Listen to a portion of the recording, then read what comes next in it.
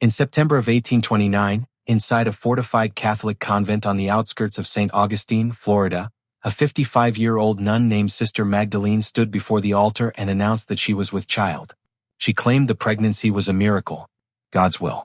But within 6 weeks, 3 witnesses vanished, 1 enslaved boy was sold downriver under armed guard, and the convent sealed its doors for the first time in its 73-year history. White society whispered. The church declared silence. And no one asked why the miracle had the same dark eyes as a 19-year-old enslaved man who had not been seen since the night the bells rang. By the time the child was born, 2 priests would be reassigned, 1 ledger would disappear, and an entire chapter of church history would be buried. What really happened inside those stone walls? And what did Sister Magdalene do to protect her miracle that terrified everyone who learned the truth? Before we uncover the disturbing truth behind this so-called miracle, subscribe, hit that bell, and comment your state below. Now, let me take you back to where it all began. In September of 1829, inside a fortified Catholic convent on the outskirts of St. Augustine, Florida, Sister Magdalene stood beneath a vaulted stone ceiling darkened by candle smoke and centuries of whispered prayers and announced that she was with child. She was 55 years old. She did not tremble when she spoke. Her spine remained straight, hands folded inside the long black sleeves of her habit, face carved into calm authority. The gathered sisters stared at her in stunned silence as rain hammered against the narrow windows, the sound echoing like distant gunfire across the convent courtyard. She called it a miracle, God's will. What none of them said aloud, what none of them dared say, was that miracles did not come with swollen bellies that bore the unmistakable signs of a woman who had lain with a man. Nor did miracles arrive in a convent that owned 12 enslaved souls, 6 of them male, all of them young. The white society of St. Augustine would soon be scandalized, though not in the way truth demanded. By November, 3 witnesses would vanish, 1 enslaved boy would be sold downriver under armed guard, and the convent would seal its gates for the first time in 73 years. What really happened inside those walls would be buried beneath doctrine and silence. But to understand how such a lie could survive, one had to understand the world that allowed it to be spoken. St. Augustine in 1829 was a place balanced on the edge of empires, where Spanish stone met American ambition, and religion served as both refuge and weapon. The old city crouched between the Atlantic salt-stained winds and the swamps that breathed rot and insects into every crevice of daily life. Spanish moss draped the live oaks like funeral shrouds, and the heat pressed down even in early autumn, clinging to skin and fabric alike. The convent sat just beyond the city's heart, its coquina walls thick and pale, built to withstand cannon fire and moral inquiry alike. It was a place of prayer, yes, but also a place of order, discipline, and profit. The church here did not merely shepherd souls. It owned land, at least labor. It kept ledgers as carefully as it kept scripture. Inside the convent grounds, enslaved men and women rose before dawn to tend gardens, haul water, clean corridors, and perform the quiet, necessary work that allowed holiness to appear effortless. Their presence was spoken of as stewardship. Their bondage was justified as benevolence. None of them were free. Not truly. Sister Magdalene had arrived at the convent nearly 4 decades earlier, a young woman fleeing a life she never named. By the time of the announcement, she had become its spine. She supervised discipline, controlled correspondence, and approved punishments with the calm certainty of someone who believed order was next to godliness. Younger nuns feared her. Priests deferred to her. Enslaved workers avoided her gaze altogether. She believed obedience was love. What she did not know, what she would not allow herself to know, was that obedience could rot into something else entirely when power went unquestioned. The enslaved boy who would soon disappear worked primarily in the outer gardens and the storerooms beneath the convent chapel. He was 19, though no one had ever marked his birth properly. He had been taught to read enough Latin to recognize prayers, taught numbers to assist with inventory, taught silence above all else.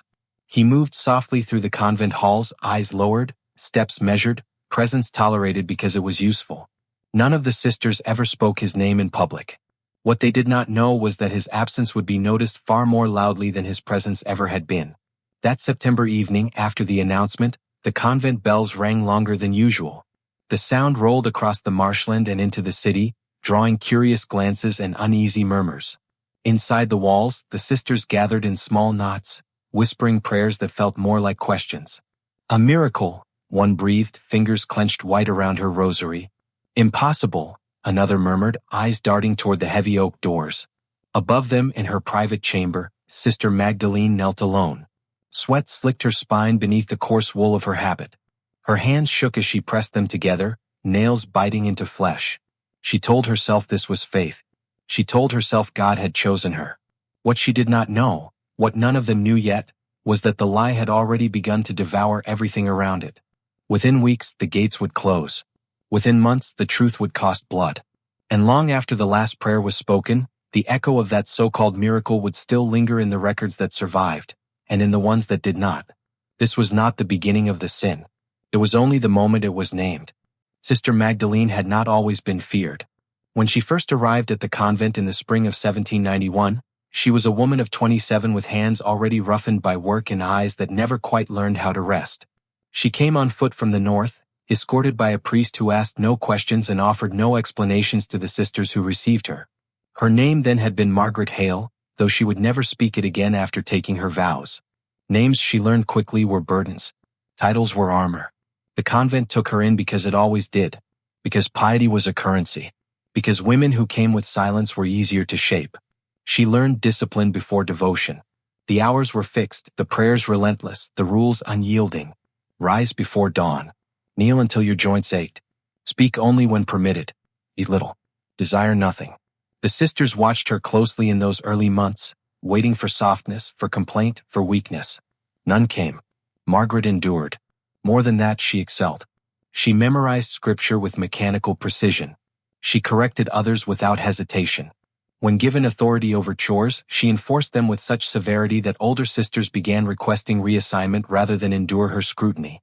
Obedience is mercy, she once told a trembling novice who had missed evening prayer. You are spared confusion when rules are clear. The novice nodded, tears sliding down her cheeks, and thanked her. By the time Margaret became Sister Magdalene, she had learned the deeper lesson of the convent. Righteousness was not kindness. It was order. And order required firmness. Years passed. Priests rotated in and out. Governors changed. Flags over St. Augustine shifted from Spanish to American hands, and the convent adapted as it always had. Through it all, Sister Magdalene remained, growing leaner, sharper, her authority expanding quietly like a shadow at dusk. She never laughed. She rarely slept more than 4 hours. When others whispered of longing, for families, for warmth, for a life beyond the walls, Magdalene listened with visible disdain. Desire is how the world enters you, she said during confession once, her voice steady in the darkness. And the world is corrupt. What she did not admit, even to herself, was that she understood desire far better than she allowed anyone to believe. She had chosen the convent not because she lacked feeling, but because she felt too much. The world before her vows had been crowded with men who looked through her rather than at her, with expectations she could neither meet nor escape. The church offered certainty. The church offered control. And control, she believed, was salvation. By her 40s, Magdalene oversaw discipline entirely. Punishments passed through her hands. Assignments were made or revoked by her word. Even the priests deferred when she fixed them with her pale, unblinking stare. The sisters respect you, Father Alonso remarked once, attempting lightness. They fear disorder, Magdalene replied. As they should. It was during these years that the enslaved labor under the convent expanded. Church land was cultivated more aggressively. New buildings required hands. Donations from plantation owners came with expectations of efficiency. Magdalene approved every ledger. She knew every name, every age, every cost, including the boy. He had been brought to the convent at 14, too young to be sent into the fields, too clever to be wasted. A priest noticed his aptitude for letters and numbers and recommended him for service closer to the chapel. Magdalene agreed without discussion. Useful minds were rare. From the beginning, she observed him more closely than the others. He listened. He remembered. He did not speak unless spoken to. When corrected, he lowered his eyes and adjusted without resentment. When reprimanded, he accepted it with a stillness that unsettled her. "What is your name?" she asked him once years earlier while inspecting inventory. He hesitated, then answered softly. She did not repeat it. "Do you know why silence is required here?" "Yes, sister." "Why?" "So I may not forget my place." The answer pleased her more than it should have. Over time, tasks brought him closer to the interior spaces of the convent. Storerooms beneath the chapel. Evening errands. Repairs no one else wished to make in the dim hours after supper. Magdalene justified each assignment as necessity. What she did not know, or pretended not to know, was that proximity eroded boundaries faster than intention ever could. By the time she turned 50, the convent had become her entire body. Every creak of its floors, every echo in its corridors, lived inside her. Aging crept in quietly. A stiffness in the knees. A breathlessness she dismissed as weakness of spirit. Nights grew longer. Sleep came harder. She prayed more fervently, and listened more closely when footsteps passed her door. In the months before the announcement, changes had begun that she did not record in any ledger. A tightening in her chest when the boy spoke. A sharp awareness of his presence. A sense, unwelcome and undeniable, that obedience was no longer flowing in one direction. She told herself it was temptation sent to test her. She told herself she was strong. What she did not know was that the test had already been failed, and that the role she believed herself to occupy, guardian, judge, instrument of God, was about to collapse under the weight of a truth she would name a miracle because she had no other language left. He had been born on land the church called its own, delivered behind a cookhouse that smelled of ash and boiled corn, his first cries swallowed by cicadas and the low murmur of evening prayer drifting from the chapel. No priest recorded the hour. No sister marked the date. His mother whispered a name into his ear and then learned, swiftly, that names were dangerous things. By the time he could walk, he belonged to the convent in the way a shovel belonged to soil, useful, replaceable, and never addressed unless necessary. The sisters spoke of him as an asset. The priest spoke of him as a charge. Neither word meant protection. By 14 he was tall for his age and quick with figures, able to tally sacks of grain and count candles without error. Father Alonso noticed this and decided the boy would be wasted in the fields. "Put him where his mind can serve God," he said, and the phrase passed through the convent like a blessing. Sister Magdalene signed the order without comment. It was, she told herself, an act of mercy. He learned to read enough Latin to recognize the bones of prayer, the shape of reverence without its meaning. He learned the routes of the convent as one learns a maze, by repetition and silence. The storerooms beneath the chapel became his domain, cool and damp, lit by thin shafts of light that fell like judgment through narrow grates. He carried wine and wax and paper, moved carefully so as not to disturb the quiet that seemed to press down on him from every stone. The sisters did not look at him. When they did, it was with a mild irritation reserved for furniture out of place. "Leave it there," they would say. "Go. Wait." He obeyed. What he did not know then was that obedience, once noticed, became expectation, and expectation became entitlement. Sister Magdalene first spoke to him directly on an afternoon thick with heat, the air clinging to the corridors like wet cloth. She stood at the end of the storeroom steps, hands folded, watching him count jars. "You have misaligned the ledgers," she said. He looked up, startled, then back down. "Yes, sister." "Fix it." He did, quickly, precisely. She watched him longer than was necessary. Not with hunger. Not with warmth. With assessment. "How old are you?" He hesitated. "I do not know exact, sister." "How long have you been here?" "All my life." She nodded once, as if confirming a figure already known. "Silence is required in this place," she said. "Do you understand why?" He answered as he had been taught. "So that God's voice may be heard." Her mouth tightened. "And whose voice speaks through order?" "Yours," he said before he could stop himself. The pause that followed stretched long enough for fear to bloom in his chest. He lowered his eyes, bracing for punishment. Instead, she turned away. From that day his duties changed. He was called more often to the inner corridors. Asked to fetch items after dusk. Sent to repair hinges, replace locks, carry sealed letters. Magdalene told herself it was efficiency. The priests told themselves it was trust. What none of them named was the danger of isolation. At night, when the convent settled into its rigid hush, he would hear footsteps echo where none should be. Doors opening softly. Candles lit and extinguished. The building breathed differently then, as if the walls themselves leaned closer. Once, while carrying a crate of wine beneath the chapel, he heard a voice above him, low, controlled, unmistakably hers, reciting scripture not as prayer, but as recitation, each word measured, stripped of mercy. He froze, listening. "Obedience is sacrifice," she said to someone unseen. "And sacrifice is love." He did not understand why his hands shook. Over time, Sister Magdalene began to speak to him more often, always in questions that required no real answer. "You understand your duties?" "Yes, sister." "You understand why order must be preserved?" "Yes." "You understand what chaos does to souls?" "Yes." Each exchange carved something smaller inside him. He felt himself becoming a vessel, empty, polished, waiting. What he did not know was that she saw the same emptiness and mistook it for safety. The other enslaved workers noticed the change. They whispered warnings he did not hear or could not afford to believe. "Keep your head down," an older man murmured once as they passed at dawn. "Too close to the altar burns." He nodded and kept walking. By the summer of 1829, he no longer slept deeply. Dreams came crowded with corridors and doors that would not open. He woke with the sound of bells ringing in his ears, though the bells were still. And somewhere inside the convent, Sister Magdalene knelt in prayer and told herself that the calm she felt was righteousness settling into place. None of them knew then that the balance had already tipped, that the boy's silence would soon be demanded at a cost far greater than obedience, that God would be invoked not to save him, but to erase him. The night it happened, the convent smelled of damp stone and melted wax. A storm had passed earlier, leaving the air thick and restless, the kind that pressed against the chest and refused to let breath settle.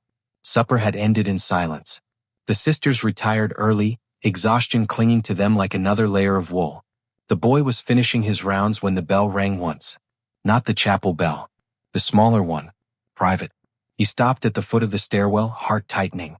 That bell was not rung without reason. It meant summons. It meant delay. It meant he would not return to the quarters until well after the others slept. He climbed. Sister Magdalene's chamber lay at the end of the upper corridor, its door unadorned, its handle polished from years of touch. Light seeped from beneath it, a thin line cutting across the floor. "Enter." Her voice reached him before his hand did. Inside the room was spare. A narrow bed. A kneeler worn smooth by decades of prayer. Shelves lined with scripture and ledgers side by side, devotion and accounting sharing the same dust. A single candle burned on the desk, its flame steady, deliberate.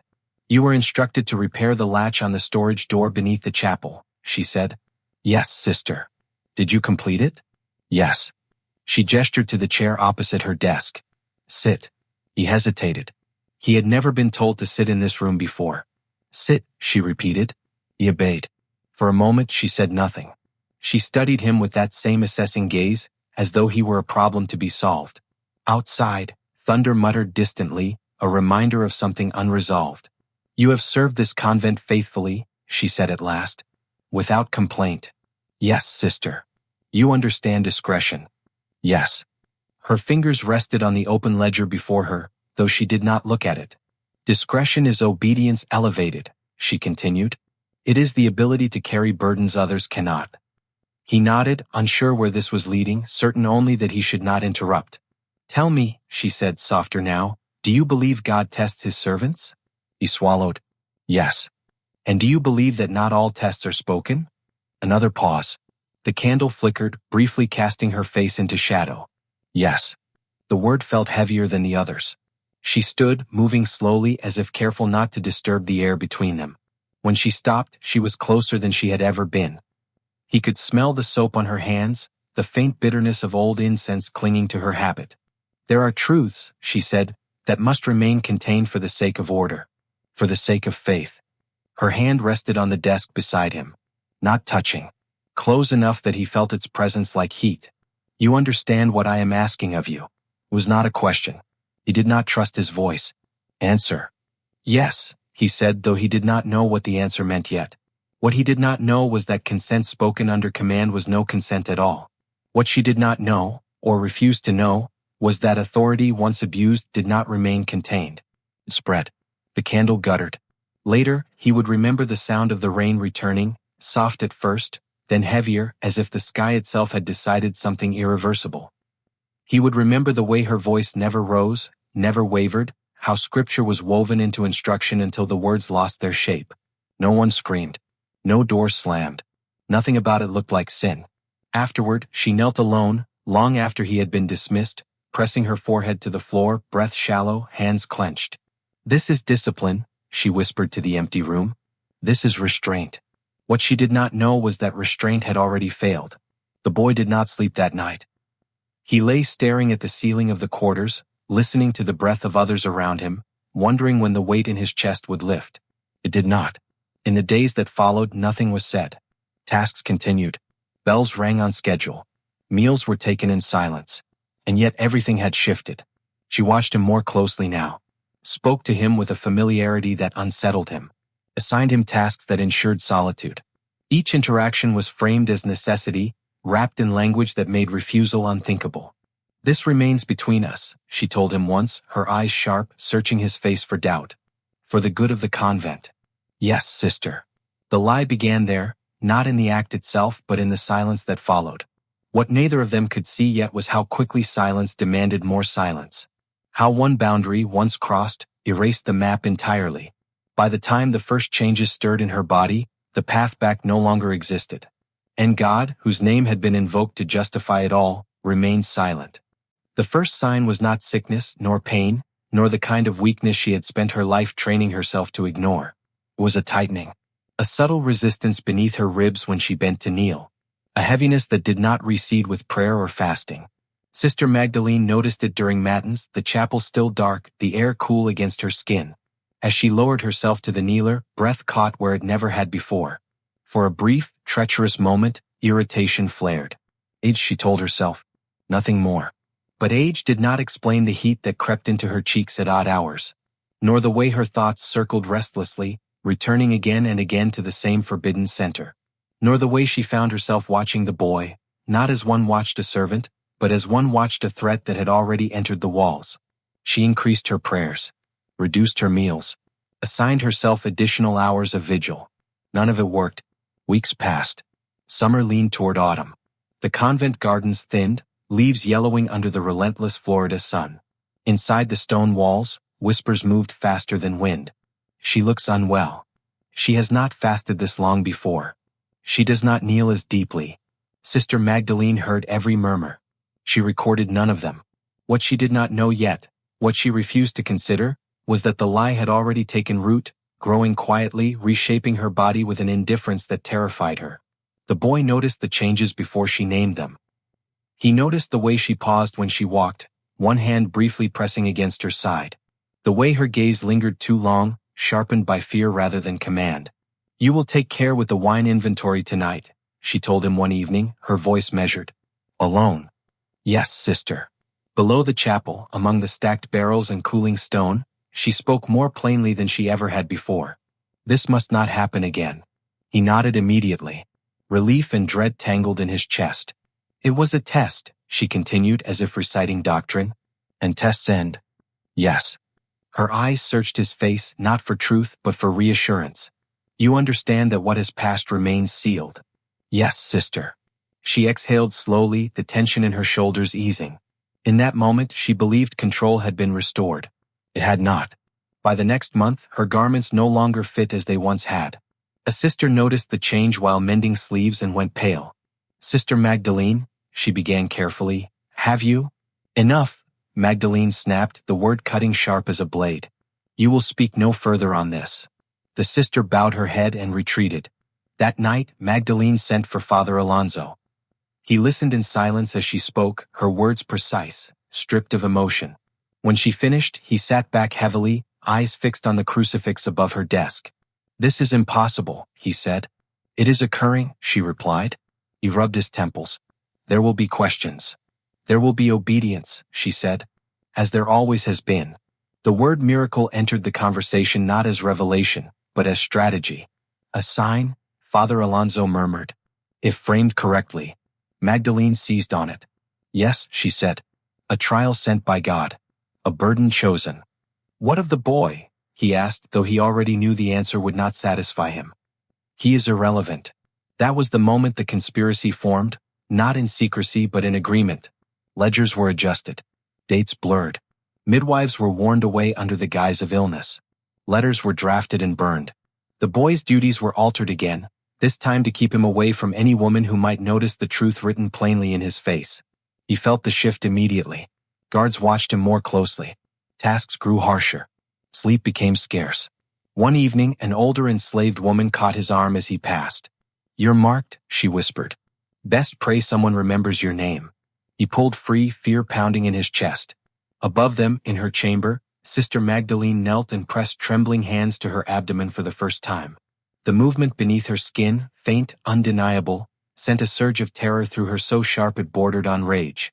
"No," she whispered. "This will not undo me." She stood and faced the crucifix, jaw set. "This is my burden," she said aloud. "My miracle." What she did not know was that every miracle required witnesses, and that witnesses, once inconvenient, were rarely permitted to survive intact. The lie had learned to breathe, and soon it would demand sacrifice. By October, the whispers reached beyond the convent walls.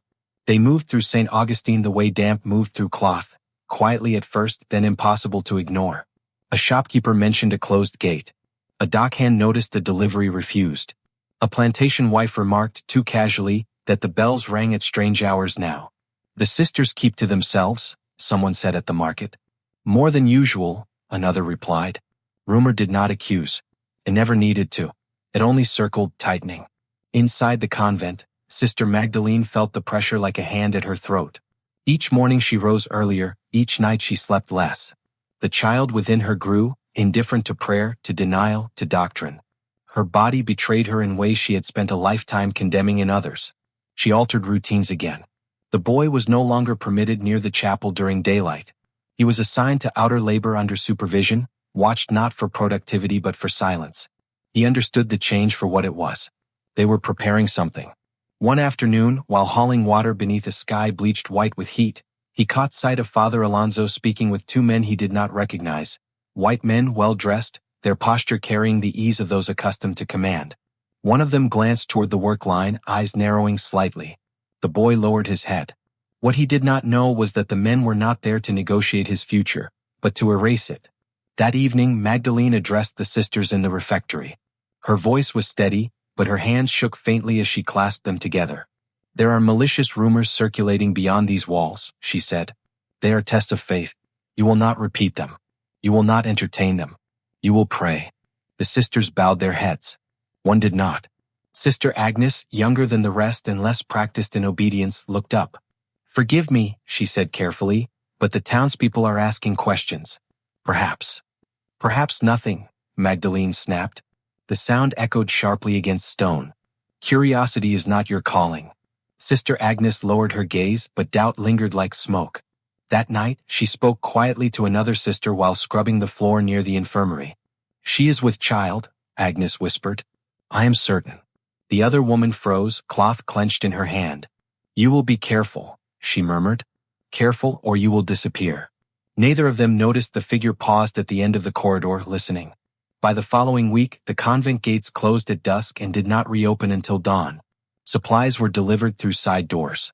Visitors were turned away with rehearsed gentleness. "Prayer retreat," Father Alonso explained to anyone who asked. The boy was summoned to the storeroom beneath the chapel late one night. Two guards stood waiting, men from outside the convent, their faces hard, uninterested in pretense. "You are being transferred," one said. "Where?" the boy asked, the words slipping out before he could stop it. The man's expression did not change. "Downriver." Fear surged so sharply it nearly stole his breath. "I have done nothing," he said. "That is not the concern," the other replied. Above them, in her chamber, Sister Magdalene paced, one hand braced against the wall. She knew what was happening. Had known it was coming from the moment the word miracle was first spoken aloud. She did not intervene. Instead, she knelt and prayed harder than she ever had before. "Forgive me," she whispered, though she did not know whether she meant God or herself. The boy was given no time to gather belongings. He was marched through the outer gate before dawn, wrists bound, head down. The marsh swallowed the sound of his footsteps quickly. No bell rang.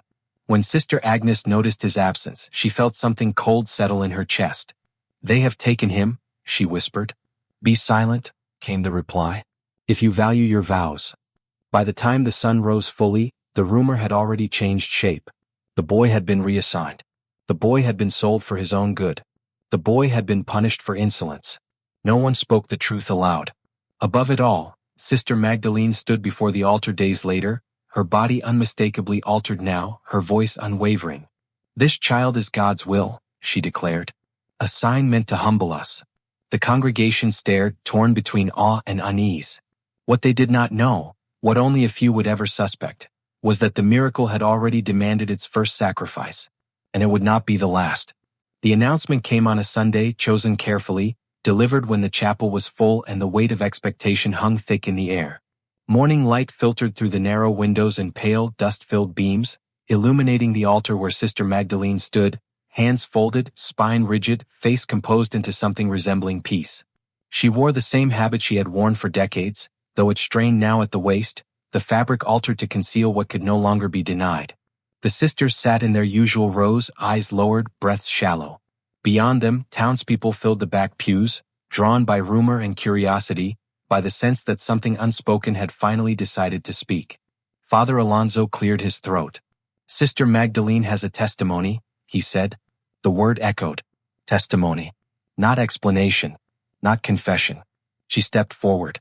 "I stand before you," she began, her voice calm, practiced, "to declare a truth that has been revealed to me through prayer and suffering." She paused, allowing silence to gather, to press inward. "I am with child." The air seemed to leave the room all at once.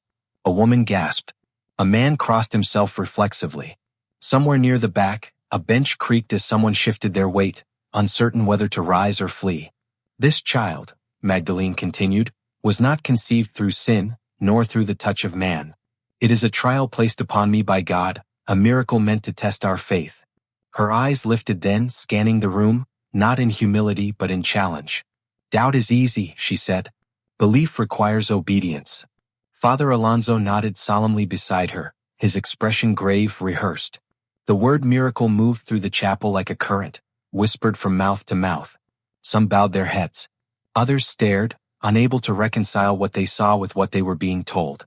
Sister Agnes felt her hands trembling in her lap. She could not stop her eyes from drifting to Magdalene's abdomen, the undeniable curve beneath the altered cloth. This is a lie, she thought. A holy lie, perhaps, but a lie all the same. What she did not know was that doubt, once recognized, became dangerous. Outside the chapel, the bells rang, longer than usual, louder, as if sound itself might drown out the questions forming in every mind present. The noise carried into the city, across the market stalls and the docks, drawing more attention than secrecy ever could have. By afternoon, the story had spread. "A miracle," some said, voices tinged with awe. "Blasphemy," others whispered, careful to do so only behind closed doors. "And the boy?" a plantation owner asked quietly over supper that night. "The one who used to work beneath the chapel?" No one answered him. Inside the convent, changes followed swiftly. Sisters were reassigned to keep Magdalene from exertion. Guards were posted at night. Letters arrived sealed and left unopened by all but Father Alonso and Magdalene herself. One letter, written in a careful hand, was burned the same evening it arrived. It contained a single question. "Where is the boy?" Magdalene watched the paper curl and blacken in the flame without expression. When it was gone, she pressed her palm against her stomach, feeling the child move. Her breath caught, not with tenderness but with terror. "This is necessary," she told herself. All of it. In the quarters beyond the city, the boy was already far from St. Augustine, shackled among strangers on a riverboat moving south. He did not know where he was being taken. He did not know why. He only knew that no prayer had answered him. What he did not know was that his name would soon be struck from every ledger, his existence reclassified as inconvenience. Back at the convent, Sister Agnes lingered near the infirmary that evening, watching Magdalene pass with 2 attendants. As their eyes met briefly, Agnes felt a chill. There was no repentance there, only resolve. Later that night, Agnes was summoned to Father Alonso's office. "You have been asking questions," he said without looking up. "I have been praying," she replied. He finally met her gaze. "Prayer is safest when it remains private. I only wish to understand." He leaned back slowly. "Understanding is not required. Obedience is." The next morning, Sister Agnes was reassigned to a distant mission under the guise of service. She left before dawn, escorted, her questions unanswered. By the end of the week, the miracle had been officially recorded. The entry was brief, vague, untouchable. A child conceived by divine will. A test of faith.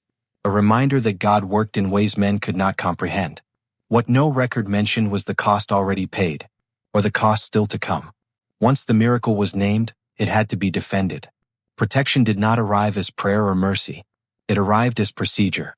Father Alonso convened a meeting in the convent's east office 3 nights after the announcement, the room lit by a single oil lamp that cast long, wavering shadows against the walls. Sister Magdalene sat opposite him, hands folded, expression composed. 2 other priests were present, men chosen not for their compassion but for their discretion. "The record is complete," Father Alonso said. What remains is containment. One of the priests cleared his throat. There are still those who ask questions. They will stop, Magdalene said. Questions are a habit. Habits can be broken. A ledger was opened.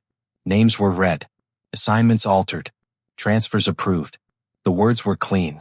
The intentions were not. By the end of that week, the convent's routines changed so subtly that most did not notice. Sisters who lingered were reassigned to distant rooms. Those who spoke too freely were sent on service. Doors that had always remained unlocked were fitted with new iron clasps. The night watch doubled. Sister Magdalene oversaw it all from her chamber, issuing instructions with the calm certainty of someone convinced that righteousness required maintenance.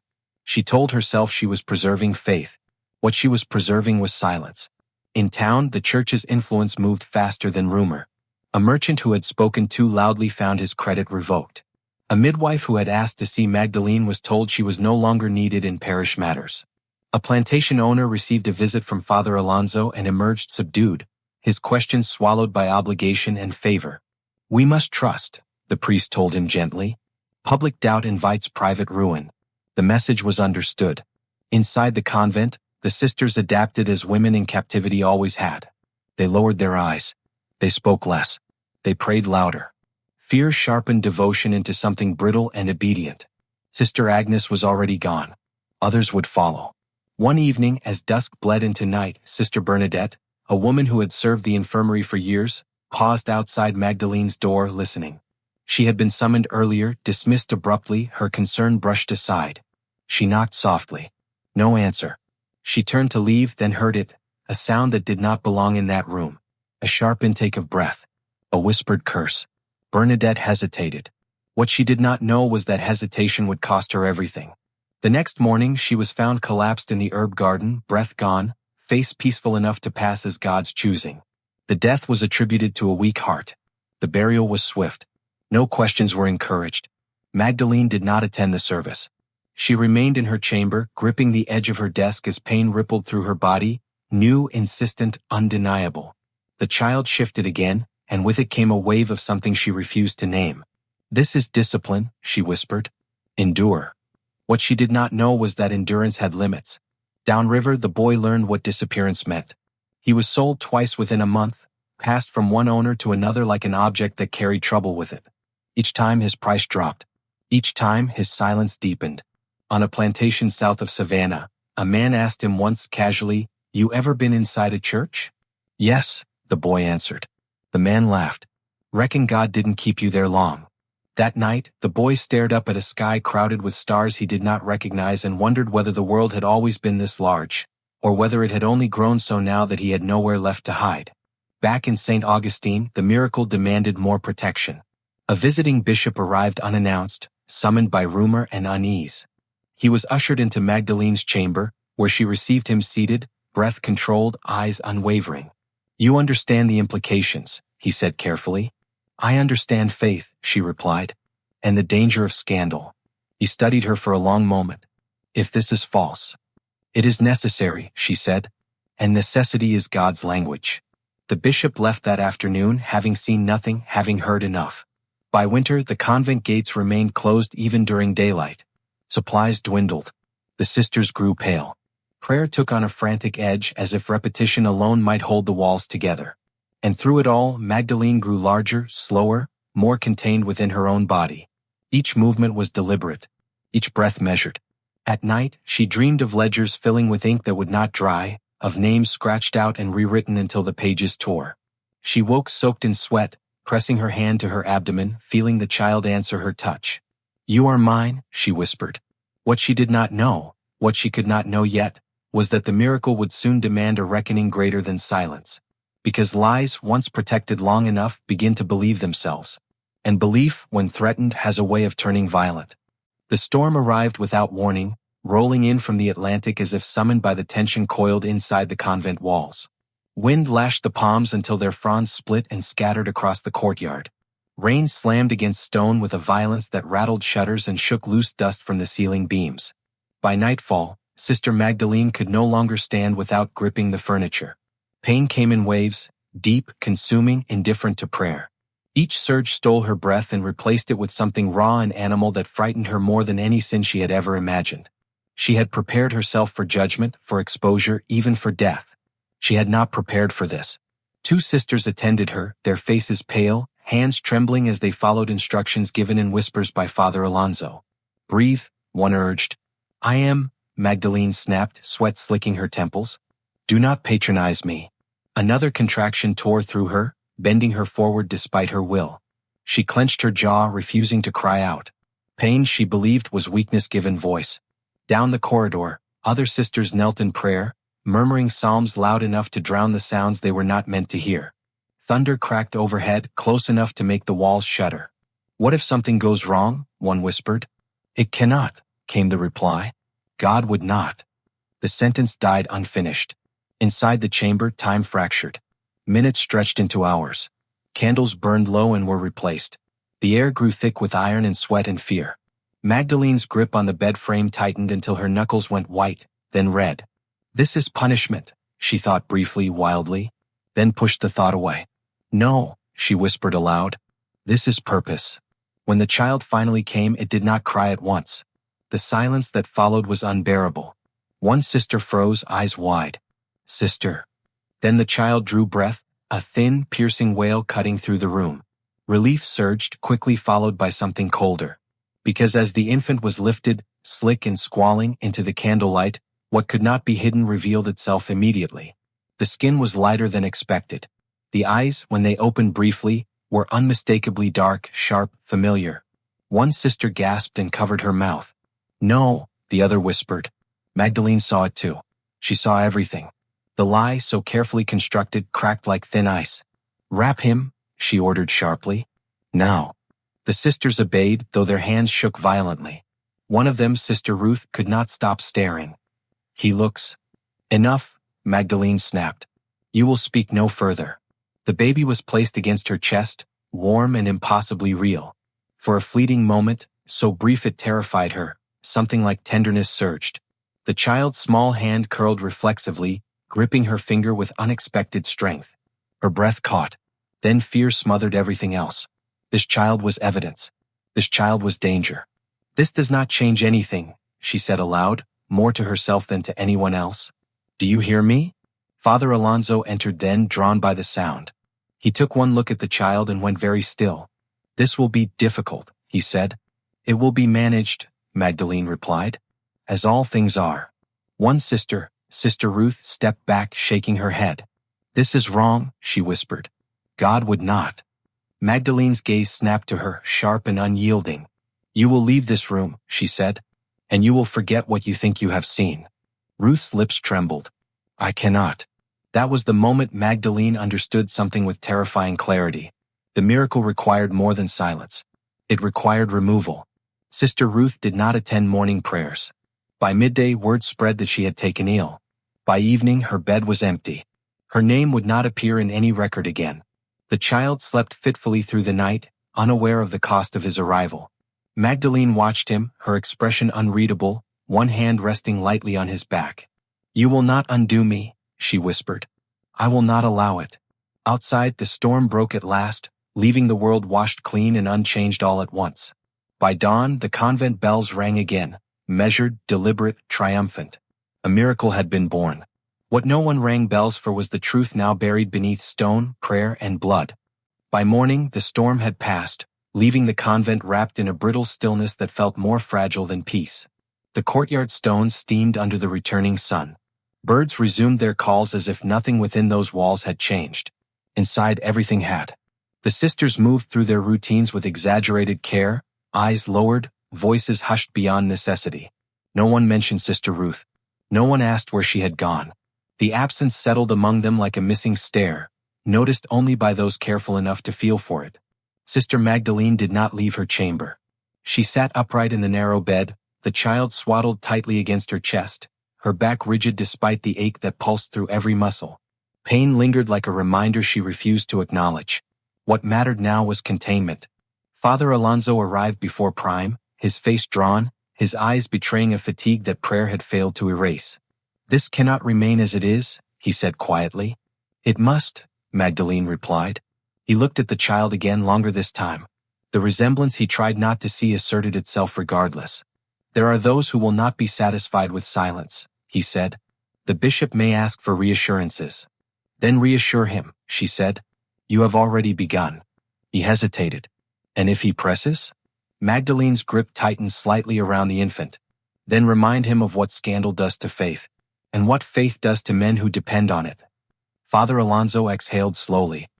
He had not expected mercy from her, but he had hoped for hesitation. There was none. Later that day, 2 priests arrived from Jacksonville under the pretense of congratulations. They were ushered into Magdalene's chamber, offered chairs she did not invite them to sit in. This situation, one began carefully, places the church in a precarious position. The church has survived worse, Magdalene said. The townspeople will believe what they are told. The second priest shifted uncomfortably. There are inconsistencies. Magdalene's gaze fixed on him. There are necessities. The word settled like a final judgment. By evening, a solution had been reached. It would be framed as protection, for the child, for Magdalene, for the faithful. The boy's name would not be spoken. His absence would remain unaddressed. Any suggestion of impropriety would be dismissed as slander against a woman who had given her life to God. Exposure would be acknowledged only in theory. Justice would not be entertained. A declaration was drafted that night, its language dense with reverence and ambiguity. Copies were sent to parishes across the region, warning against gossip, urging obedience, praising endurance. The child was baptized privately at dawn the following day. No congregation attended. No name was announced. Water touched his forehead, and with it came a new identity, one chosen not for truth but for safety. Magdalene watched without emotion. That afternoon, Sister Bernice, a woman who had served in the kitchens for decades, was summoned unexpectedly to Father Alonso's office. You were close to Sister Ruth, he said. Bernice nodded slowly. Yes. You will be reassigned, he continued. Effective immediately. To where? A mission north. Temporary. Bernice understood what was being asked of her. I saw nothing, she said carefully. Good, Father Alonso replied. Then you have nothing to fear. She left before nightfall. By the end of the week, 4 sisters had been transferred. 2 more requested reassignment and were denied. The infirmary was closed for repairs. The garden where Sister Ruth had last been seen was dug up and replanted. Life resumed its shape. Sister Magdalene recovered quickly, at least in appearance. She returned to overseeing discipline within days, her movements slower, her authority undiminished. The child remained in her chamber, attended by a single woman sworn to silence and loyalty. At night, when the convent slept, Magdalene sometimes stared at the ceiling and listened to the quiet. She told herself the danger had passed. What she did not know, what she could not control, was that truth, once witnessed, did not vanish simply because it was inconvenient. It waited. And somewhere downriver, a young man labored beneath a different sun, carrying a knowledge that no distance could erase. The miracle had been protected. Justice had not. Time did what violence could not. It softened the edges. By the spring of 1831, the miracle had become doctrine. The story, repeated often enough and with sufficient authority, settled into the collective memory of St. Augustine as something unquestionable. A test of faith. A burden borne by a woman chosen by God. The details blurred conveniently with each retelling, until certainty itself felt impolite. Sister Magdalene resumed her place at the center of convent life as if nothing essential had changed. Her authority remained intact, though it now carried a sharper edge. Where once discipline had been strict, it became surgical. Mistakes were corrected before they occurred. Doubt was smothered before it found language. The child grew in silence. He was kept apart from the others, raised within Magdalene's chamber and later in a small adjoining room that had once stored vestments. His presence was explained as necessity, fragile health, divine sensitivity. The sisters were instructed not to linger, not to question, not to speculate. He belongs to God, Magdalene told them, and therefore to me. The boy, no, the child, learned early that curiosity invited correction. He learned to lower his eyes, to speak only when prompted, to accept affection without expecting explanation. He did not know his father's name. He did not know why mirrors were covered when he passed, or why some sisters crossed themselves unconsciously when they looked at him. What he did know was silence. Downriver, the enslaved young man learned something else. He learned endurance stripped of illusion. The plantation where he was finally settled demanded labor without questions and obedience without reward.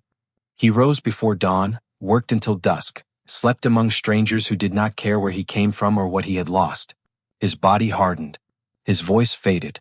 At night, he dreamed of stone walls and bells that rang too long. Once, during a rare moment of rest, an older man asked him quietly, "You ever know a woman who spoke like she was carved from iron?" The question struck him like a blow. "Yes," he answered. The man nodded as if that were explanation enough. Back at the convent, visitors became rarer. Donations slowed.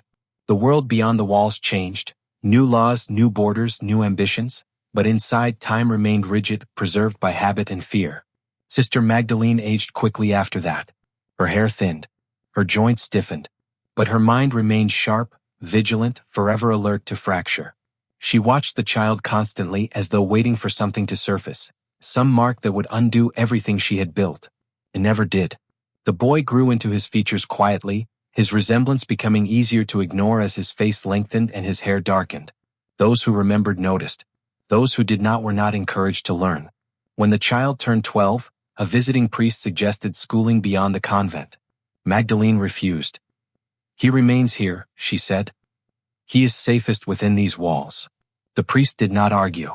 What she did not know, what no one could tell her, was that safety purchased through erasure never lasted forever. In 1842, Sister Magdalene died in her sleep. There was no confession. No final revelation. Her body was found at dawn, hands folded neatly over her chest, face composed as if she had rehearsed death as carefully as she had life. The bells rang once briefly. The funeral was modest, respectful, sanitized. The child stood at the back of the chapel, eyes lowered, unaware that with her death, his last shield had vanished. Within a year, he was sent away under the guise of education. The records were vague, the destination uncertain. He was never seen in St. Augustine again. Years later, after the convent closed and its land sold, historians would comb through surviving ledgers and correspondence, puzzled by missing entries and abrupt transfers. They would debate whether the miracle had ever truly occurred, or whether it was simply a story crafted well enough to survive scrutiny. No one would find the boy's name. No one would record the cost. What remained were fragments. A baptismal note without context. A sealed letter without recipient. A garden replanted too often. Whether the story was truth, delusion, or convenience no one could say with certainty. Only this was clear: the church endured. The records survived selectively. And the voices most affected were the ones history found easiest to erase.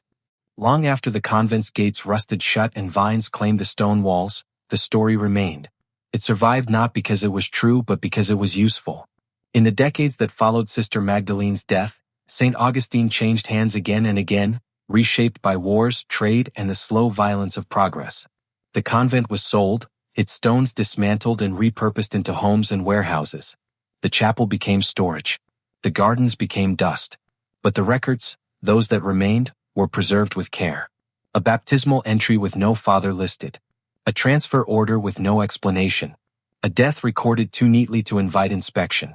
Historians who encountered these fragments argued quietly among themselves. Some suggested hysteria. Others suggested myth-making. A few, always a few, recognized the familiar shape of power protecting itself.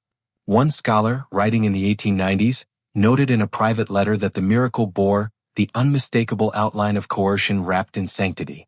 The letter was never published. It disappeared into an archive misfiled under unrelated correspondence. By then, no one living could be questioned. The sisters who had remained silent died in other towns under other names. The priests advanced or retired quietly. The plantation records downriver told of a young enslaved man sold cheaply, described only as troublesome and excessively quiet. After that, even those ledgers fell silent. What became of him is unknown.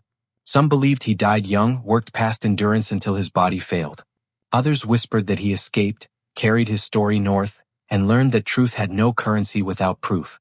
There were rumors, always rumors, of a man who refused church bells, who turned away whenever a priest raised his voice, who would not speak of his past no matter how much drink loosened other men's tongues. No record confirms any of it. As for the child, he vanished into the machinery of respectability. Educated elsewhere. Renamed. Folded into a world that would never ask where he came from as long as he behaved as expected. In another city, in another decade, he might have passed as ordinary. And that, perhaps, was the final cruelty. Ordinary erased the miracle as completely as silence ever could. Modern historians still debate the story in cautious language. They call it unlikely, unverifiable, symbolic. They argue over whether Sister Magdalene believed her own lie, or whether belief mattered at all once the institution decided to protect her. What none of them can deny is the pattern. Power cloaked in holiness. Consent redefined as obedience. Truth dismissed as inconvenience. This was not an isolated scandal. It was a mechanism. The miracle endured because it reinforced authority. It taught obedience. It reminded the faithful that questioning sanctity came at a cost, and that cost would never be paid by those at the top. And the enslaved boy? History offers him no miracle. Only absence. Only the echo of a name never written down. Only the certainty that without witnesses, without power, without records, suffering becomes invisible, and invisibility becomes absolution for everyone else.